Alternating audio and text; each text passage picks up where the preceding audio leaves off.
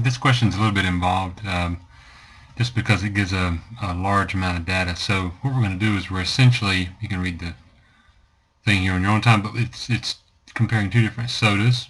We're going to compare the weights, and then basically the main instructions are construct a 95% confidence interval estimate of the difference between these two cans of soda. So it says click the icon to view the data tab. Well, let me pull that up and I'll show you what that is. You see it's a large set of data, and you can put that in your TI calculator, but there's 36 values of each one. One little trick here is you can click right here and you can open an Excel. Alright, when you open an Excel, what we really need to know of these two sets of data, the main thing we need to take away from them is what is the mean and what is the standard deviation. So we can use Excel to do that. You type equals average, and we're going to highlight all those cells there, and we do equals standard deviation of those same cells. Alright. Then one of those Excel tricks is to take those two and copy them over, and that does the same commands for the column next to it. Alright, so now we'll go into our calculator. Let me get that going. Alright, I'm going to put in these numbers. So we're going to do, it was a confidence interval. So I'm going to go over and do a test, and we go down to a 2 sample, and it's a t interval. Alright, so we do that option. Now it wants to pull from the data from the list 1 and list 2. If you enter all these in the calculator, then you use that option. But since I've done this, I'm going to change to stats, and I say that the first mean is 0.848138889. Use as many numbers as you want. And there's 36 items in that list. Alright, so we're talking about these, and that was the average and that was the standard deviation. So now the second average was 0.832825.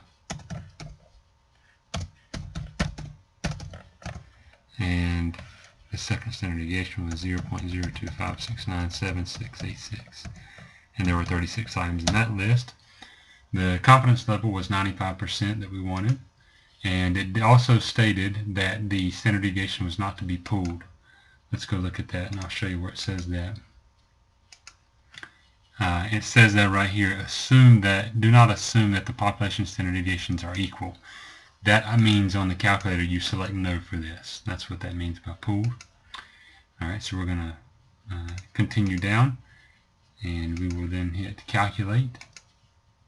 And then there it gives us our confidence interval. So let me pull that back up, and it shows here that the lower bound of the confidence interval is 0.0038, and then the upper bound is 0.268.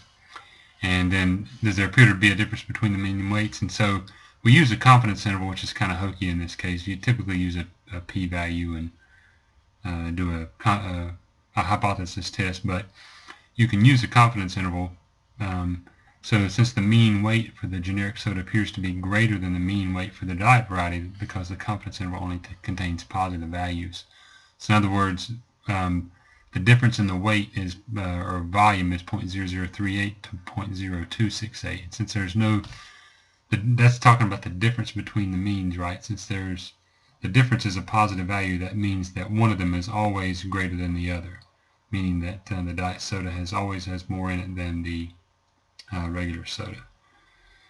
Alright, so if this was a negative number, then we couldn't say that, because the difference between the means might be negative, meaning that one might have more than the population 2 might have more than population 1, and in one case the population 1 will have more than population 2.